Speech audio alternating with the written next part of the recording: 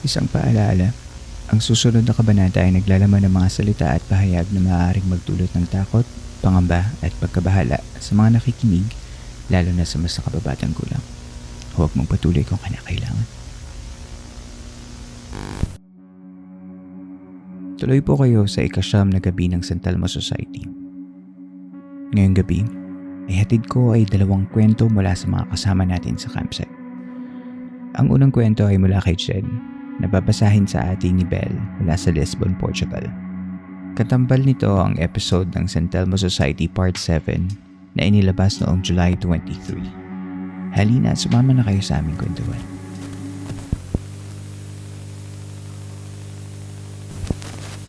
Magandang gabi po. Ako si Belle at ilalahad ko ngayon ang kwento ni Jen. Hello, Campmaster. Yung pangalawang story ko ay nangyari sa isang ordinaryong araw. Or so I thought. Nasa sala ako ng bahay namin one weekend morning. The morning went by quietly. But around lunchtime, things got a little weird nang biglang lumabas si Mama galing sa kwarto niya. She was pacing na mukhang may lakad. Parang aalis. E di nagtanong ako kung saan siya pupunta. Ma, saan lakad mo? Sinagot naman niya ako na bibili lang siya ng ulam sandali. May bitbit pa nga siyang green eco bag para lalagyan ng mga bibilhin niya. Tinitignan ko si Mama pero yung kilos niya parang tuliro. Hindi siya makatingin ng diretsyo sa akin. Iniiwasan niya rin ako. Biniro ko tuloy. May nililihim ka sa akin, no? Sabi ko. Siguro pupunta ka talaga ng Jollibee at hindi mo ko isasama kaya hindi ka makatingin. Biro ko kay Mama. Hindi na ako pinansin ni Mama at mabilis na naglakad dito palabas ng pinto. Hindi ko na rin pinansin yung strange moment na yun. Siguro mga 30 minutes after nun, hindi pa rin nakakabalik si Mama. Nakakapagtaka kasi ang sobrang lapit lang ng bilihan ng ulam sa labasan namin mula sa mismong bahay. Bigla na lang nakarinig ako ng sumisigaw ng tawag sa labas ng bahay namin. Si Mama. Tinatawag niya ako kasi nagpapatulong magbuhat nung dala niyang labada na isasampay para matuyo. Nagtaka ako, bakit siya may labada? Kaya biniro ko na, nasa na yung Jollibee, Ma? Nainis si Mama sa tanong ko. Kanina pa ako naglalaba dito sa labas. Hindi ako umalis at hindi ako aalis. Sampay mo yan. Tapos tinitignan niya ako ulit. Pagkain na naman nasa isip mo, gutom ka na naman, no? Pinalipas ko muna yung buong maghapon bago ko sinabi kay Mama na may kamukha siya na nagsabing bibili ng pagkain. Para akong nanlamig nun. Kasi laking pagtataka ko kung sino yung kausap ko kanina. Si Mama yun eh. Iba lang yung damit niya. Pero si Mama nga kaya yun?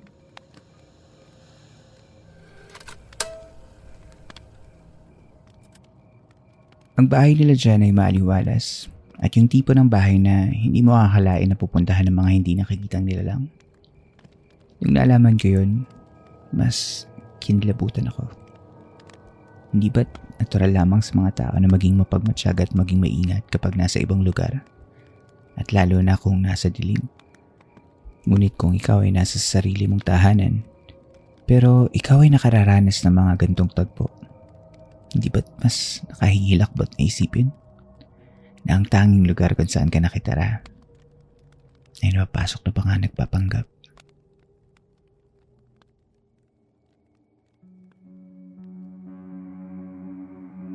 Sa ating pagbabalik, pakinggan naman natin ang susunod na kwento mula kay Carlo at sa mga karanasan niya sa mga kaluluwang hindi matahimik.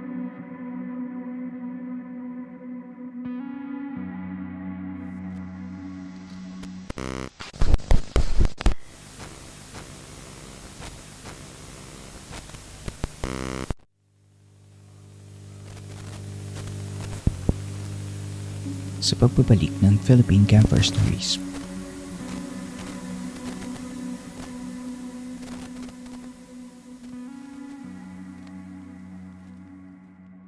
Nakasama natin si Carlo sa San Telmo Society Part 6 na inilabas naman noong July 16. Maaari niyong puntahan ang episode na iyon para sa kabuuan ng episode ni Carlo.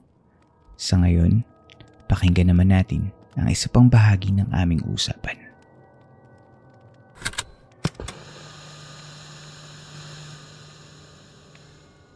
This is another story. Hindi lahat ng tao kayang manood ng sine ng mag-isa. So I'm not sure kung ikaw yung tapo na merong mga taong kaya manood ng sine mag-isa. May mga taong hindi kaya manood ng sine mag-isa. So it's the same feeling na parang ako kasi mahilig ako manood ng sine mag-isa, lalo na kung alam kong wala akong makakasama or gusto kong mauna sa kung anumang movie premiere or whatever. So nangyari to sa isang major mall sa Makati. Parang kakagraduate ko lang yata nito. So, ayun, nanood ako ng sining mag-isa. Tapos, di ba, sa Glorieta, di ba, pipili ka ng upuan mo?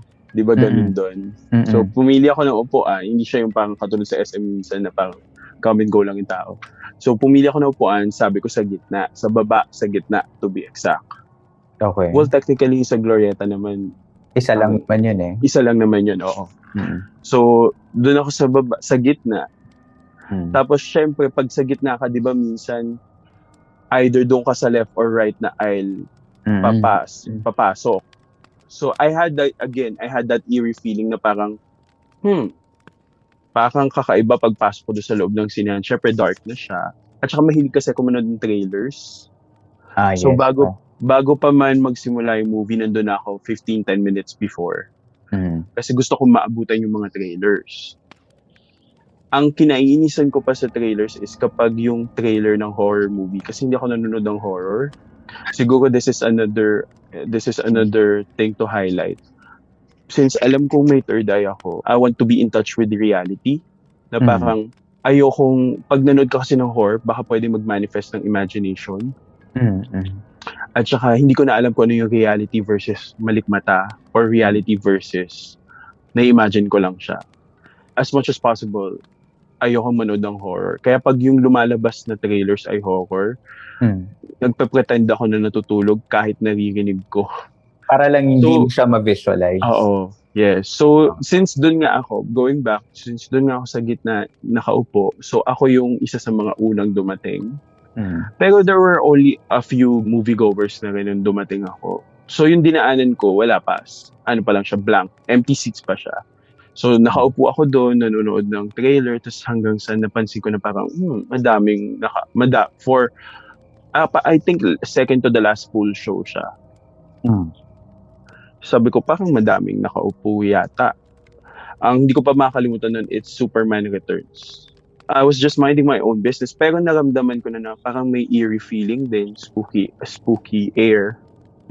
So napansin ko na parang, parang medyo kilabot may pagka-cold ng konti yung atmosphere. Which is akala ko dahil sinihan, malamig. Aircon. Napansin ko na marami nang tao doon. And the thing, like I said nga earlier, parang minsan kasi hindi nga nila alam na patay sila.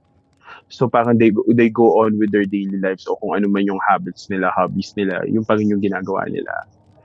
So after the movie ended, syempre ito na yung part na parang magtatayuan yung mga tao, di ba? Yung mahilig din kasi ako manood nung huling credits, yung minsan kasi, di ba? Well, recently itong mga Marvel movies, mayroong pa Easter egg sa dulo. Pero ako kasi, lalo na kapag yung soundtrack, di ba, sa dulo yun ng credits. Pag may gusto kang kanta, aabangan mo, ano kaya yung title ng kanta na yun? Parang ganun. So, yun yung iniintay ko dun sa end ng credits. Tapos napansin ko, hindi gumagalaw yung nung dumating ako, nandun na sila. Nung patapos na yung movie, hindi sila gumagalaw. So, sabi ko, parang iba yata yun. Tapos, on the magkabilang side nung aisle, doon sa pwesto ko dahil sa gitna nga ako, hindi sila tumatayo. I was just thinking na, baka iniintay din nila yung end credits. Baka mayroon din silang binaba. Baka may Easter egg din. Umaasa din sila or something. Kasi it's a superhero movie. So parang... Baka may post-credit scenes. Parang ganun. Tapos nandun din sila sa dulo. Tapos syempre, mamimili ka left or right. So, either way, alam ko na hindi tao yung nakaupo doon. Doon ko na na-realize na hindi tao yung nakaupo doon. So, in other words, nanonood din sila ng sine. At I guess hindi rin nila alam na ano sila, na patay na sila. So that means hindi sila actively nanonood. Parang nandun sila pero hindi sila nanonood. Kasi kung nanonood sila, dapat tapos na, umalis na rin sila. Diba? Oo, umalis na din sila. So parang siguro katulad din na nangyari dun sa jeep. Parang they were in a loop din. Na parang this is our daily lives. Baka bago sila mamatay, yun talaga yung trip nila, manood ng sine the whole day. Kasi di ba may mga ganun tao, hindi lumalabas sa sinehan, natutulog sa loob ng sinehan. Or baka doon sila inatake sa loob. Hindi ko alam. Familiar ka ba dun sa concept ng energy imprints? Hindi masyadong kasi defined yung energy imprints, di ba? Parang wala siya talagang parang major definition. Pero alam mo yung concept nun, yung energy imprints. Kasi sa akin, parang it's more of the aura. Kapag alam nila na ikaw ay nakakakita, nakakakamdam, there's a big tendency na parang, may chance akong mapansin. Oo. So, kaya nga ang lagi kong iniisip na lang, baka kailangan nila ng tulong o kaya kailangan nila ng prayers kung saan man sila papunta. So, every time na nakakaranas ako ng ganun, pinagdadasal ko na lang. Mas maganda kung alam mo yung pangalan nila, pero pinagdadasal mo na lang yung lugar mismo.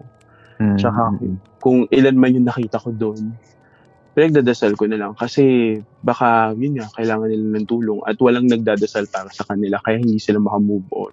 Nasubukan mo na bang makipag-usap sa kanila kung may nakita ka before? Meron akong experience na may nakausap ako. Alam mo yun nung araw na parang yung wala pa naman technically na cellphone. Ano lang siya, yung pager pa lang. Tapos pag mayroon kang kalandian sa phone lang, tatawag yung mga hating gabi, ganyan. Meron kayong oras na time na tatawag, may kausap ka sa landline, ganyan. Meron ako dati nakausap sa landline na parang yun, parang madaming times kami magkausap. Parang hindi ako nagkakamali 2:30 in the morning. Di ba ang sabi nga nila, yung oras na yun yung oras ng mga the spirits. witching hour. The witching hour. So lagi ko siyang kausap yung 2:30 in the morning. High school yata ako nito. Tapos we finally decided na magkita. Tapos hindi siya sumipot. Tapos kung saan man yung spot na dapat kami magkikita, nabalitaan ko na may namatay daw doon, na kasing edad ko. Oo, tapos ang pangalan niya, kung ano man yung pangalan na binigay niya pinapakilala sa'yo. Pinapakilala, oo. So ang ginawa ko, nagtigil ako ng kandila doon. Tapos nagdasal na lang ako. Alam ko hinold up siya doon sa area na yun. At 2:30 in the morning too. And saang lugar yan? Dito din sa may Santa Ana. Nakwento ko nabanggit ko yung energy imprints kasi parang yung concept ng energy imprints is like for example, yung di ba yung lahat tayo we're all composed of energy. So parang there will come a time na kung wala na tayo dito sa plane na to, yung energy natin maiiwan kasi especially if you do it all the time. Like for example, lagi kang nasa office. Ganun. Na kahit wala ka na, hindi necessarily na yun yung soul mo or yung spirit mo. Basta yung energy mo na iwan na gano'n na ginagawa pa rin niya yun. Yung habitual kasi siya.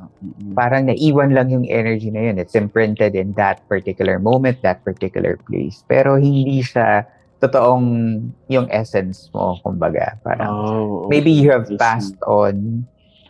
Maybe you have moved on to the light or to the other plane. Pero may naiwan na mo na parang yun nga, imprint mo, energy mo, na akala mo multo, yun pala residue na lang yun ng pwede din mo. Pwede din. I would parang it's putting in on a lighter note. Mas parang gusto ko yung gano'n na energy imprint kaysa yung talagang soul. Actual soul. Pero yung Oo. yung sa jeep, parang Oo. yun parang mabigat. Baka hindi. Mabigat yan actually. Kasi yung part na yun, hindi naman siya parang steady place. Ang Movie, no? talagang pinagtatakahan ko doon, paano ko napunta from one place to another, from point A to point B. So saan ako noon? Nung time na yun, lumulutang ako sa kung saan. Alam mo yun?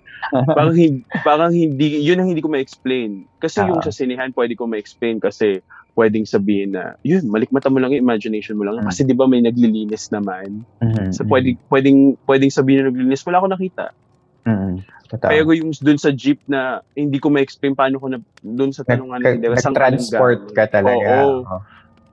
Yun, hindi ko ma-explain yun.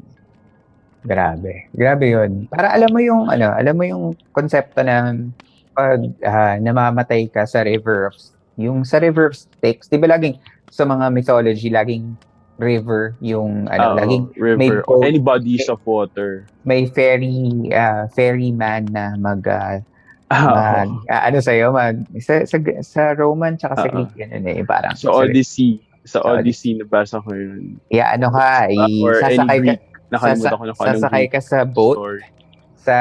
Sa Philippine mythology, ang counterpart nun si Magwayen, parang siya yung goddess of the underworld na parang yung soul mo sasakay ka sa boat. Tapos ganoon. Kaya parang naisip ko, baka yun yung modern retelling.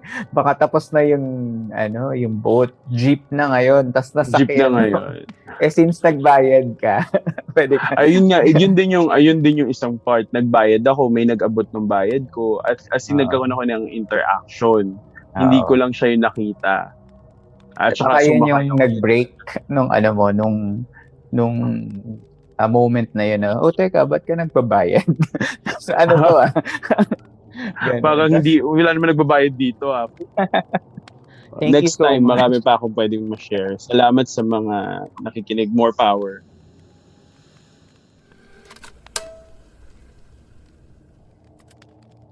Namamangha ako sa mga taong may kakayahang makakita ng mga bagay na hindi sa mundong ito.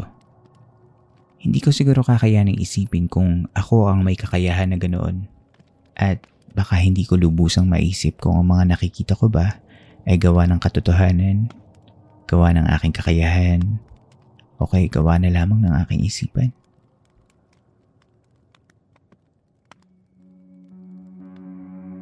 Inyo pong nasa baybayan ng isa na namang gabi ng Philippine Campfire Stories sa ating segment na San Telmo Society.